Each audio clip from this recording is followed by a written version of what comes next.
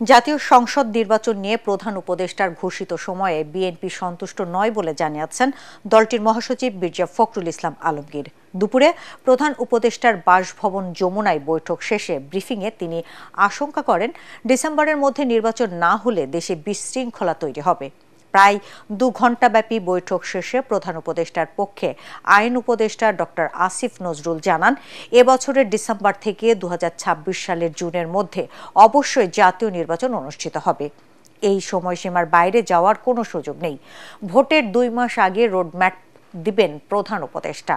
সংস্কারের ব্যাপারে বিএনপি খুবই আন্তরিক বলেও জানান তিনি। প্রধান উপদেষ্টা মহোদয় তিনি তার সুনির্দিষ্ট কোনো ডেডলাইন আমাদের দেননি। তিনি বলেছেন যে ডিসেম্বর থেকে জুনের মধ্যে তিনি নির্বাচন শেষ করতে চান। আমরা একেবারেই সন্তুষ্ট নই। আমরা পরিষ্কার করেই বলেছি যে আমরা ডিসেম্বর কাট আউট টাইম, ডিসেম্বরের মধ্যে নির্বাচন যদি না হয় তাহলে দেশে যে রাজনৈতিক পরিস্থিতি, অর্থনৈতিক পরিস্থিতি এবং সামাজিক পরিস্থিতি সেটা আরও খারাপের দিকে যাবে। সেটা তখন নিয়ন্ত্রণ করা বেশ কঠিন হবে। কোনো বিচার না করে আমরা যদি ইলেকশন দিই, আমরা মানুষের কাছে এবং নিজের কাছে জবাব দেবো কীভাবে? ফলে শুধু ইলেকশনটা সংস্কার, নির্বাচন, ইলেকশনের ব্যাপারটা সংস্কার, বিচার এবং আমাদের সরকারের গৃহীত কিছু পদক্ষেপের উপর নির্ভর করে। এই জন্যই ডিসেম্বর থেকে জুন টাইমলাইনটা বলা হয়। কিন্তু আমরা ক্যাটাগরিক্যালি বলেছি এটা কোনোভাবেই জুনের বেশি যাবে না। যে কথাই বলুক না কেন, এটা প্রধান উপদেষ্টার অঙ্গীকার পুরা জাতির প্রতি। রিপিটেডলি উনি বলেছেন কোনো অবস্থাতেই জুন অতিক্রম করা হবে না। ওয়ালটন আবারও মিলিয়নিয়ার অফারে ওয়ালটন ফ্রিজ কিনে আপনিও হয়ে যেতে পারেন মিলিয়নিয়ার। 6 দফা দাবিতে রাজধানী সহ সারা দেশে সড়ক মহাসড়ক অবরোধ করে বিক্ষোভ করেছেন পলিটেকনিক ইনস্টিটিউটের শিক্ষার্থীরা। এতে করে ঢাকা সহ দেশের বিভিন্ন সড়ক মহাসড়কে তৈরি হয়েছে তীব্র যানজট। রাজশাহী ও খুলনায় রেলপথ অবরোধে ঢাকার সঙ্গে বিচ্ছিন্ন রেল যোগাযোগ। সকাল থেকে রাজধানীর তেজগাঁয়ের 7 রাস্তা মোড়ে পলিটেকনিকের শিক্ষার্থীদের বিক্ষোভে কার্যত স্থবির হয়ে পড়েছে আশেপাশের সড়কের যান চলাচল। চরম ভোগান্তিতে পড়েছেন নগরবাসী। আরও জানাচ্ছেন ইকরামুল হক সায়েম। তেজগাঁওয়ে 7 রাস্তা মোড়ে বুধবার সকাল থেকে সড়ক অবরোধ করে বিক্ষোভ করে কারিগরি শিক্ষার্থীরা। সরকারি বেসরকারি পলিটেকনিক ইনস্টিটিউট ও technical school and college, Bangladesh কারিগরি শিক্ষা বোর্ডের আওতাভুক্ত শিক্ষার্থীদের জোট কারিগরি ছাত্র আন্দোলনের ব্যানারে 6 দফা দাবি জানায় শিক্ষার্থীরা, যার মধ্যে রয়েছে ডিপ্লোমা ইন ইঞ্জিনিয়ারিং কোর্সে যে কোনো বয়সে ভর্তির সুযোগ বাতিল, বেসরকারি পলিটেকনিকগুলোর ল্যাব সুবিধা, অতিরিক্ত অর্থ আদায় নিয়ন্ত্রণ ও ইন্ডাস্ট্রিয়াল অ্যাটাচমেন্টের অর্থ দেয়া।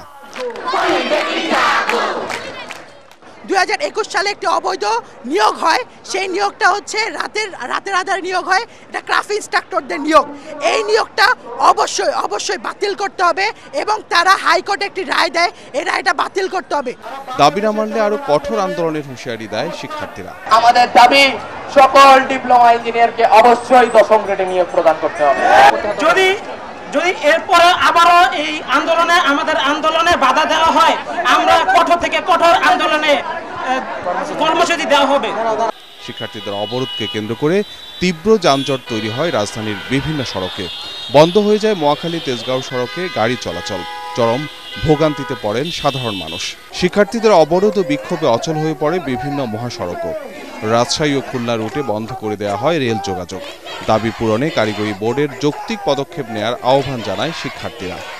ইকরামুল হক সায়েম, এটিএন বাংলা, ঢাকা। খুলনা প্রকৌশল ও প্রযুক্তি বিশ্ববিদ্যালয় কুয়েটে মুখোমুখি অবস্থানে শিক্ষক আর শিক্ষার্থীরা। এদিকে উপাচার্য মোহাম্মদ মাসুদের পদত্যাগের 1 দফা দাবিতে বিক্ষোভ মিছিল করেছেন আন্দোলনরত শিক্ষার্থীরা। দুপুর 12টার দিকে ক্যাম্পাসে তারা মিছিল বের করেন।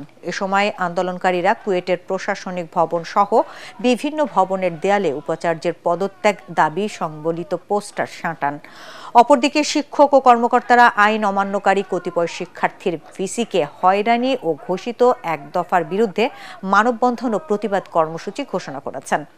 এদিকে পরবর্তী করণীয় নির্ধারণের জন্য বিভাগীয় প্রধান ও শিক্ষকদের সাথে রুদ্ধদ্বার বৈঠক করেন উপাচার্য।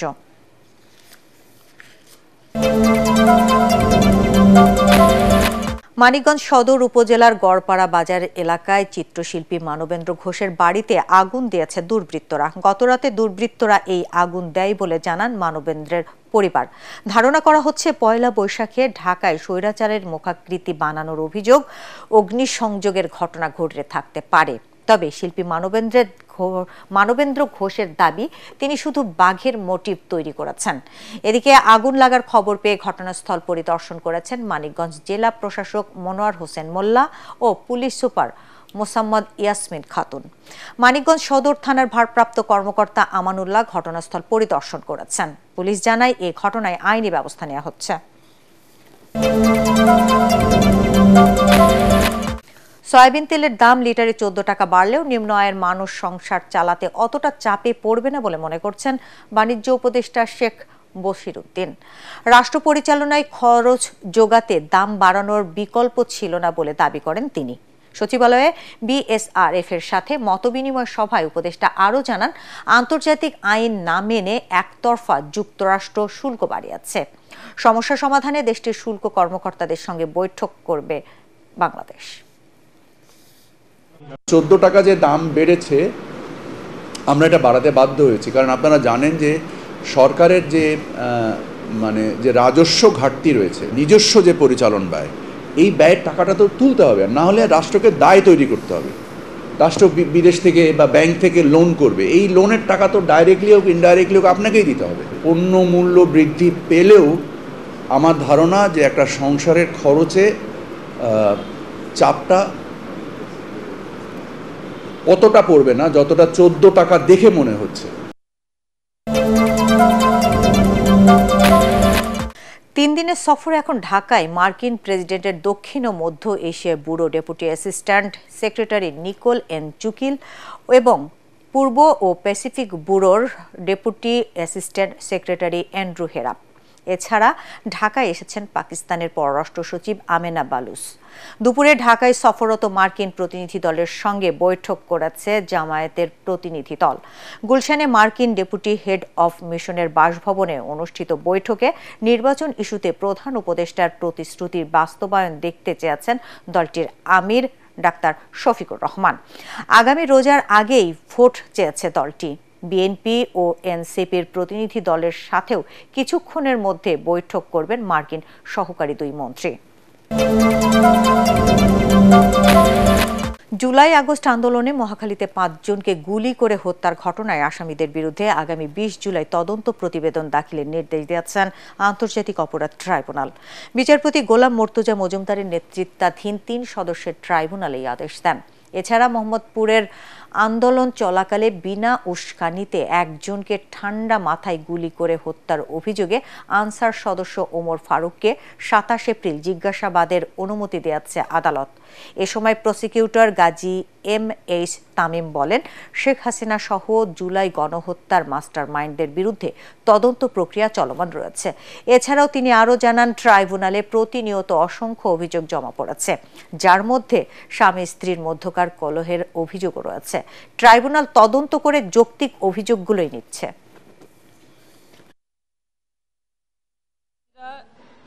ছাত্র জনতারা একটি রাস্তার পাশে জড়ো হয়ে আছে, একদম তারা কোনো আন্দোলনে অংশগ্রহণ করছে না বা তারা কোনো ইট পাটকেল নিক্ষেপ করছে না, ঠান্ডা মাথায় গুলি করে ওখানে একজনকে হত্যা করলো। এই অভিযোগের ভিত্তিতে মোহাম্মদ ওমর ফারুক আনসার সদস্য, তাকে ট্রাইব্যুনালের আদেশে আইন শৃঙ্খলা বাহিনী গ্রেফতার করেছে।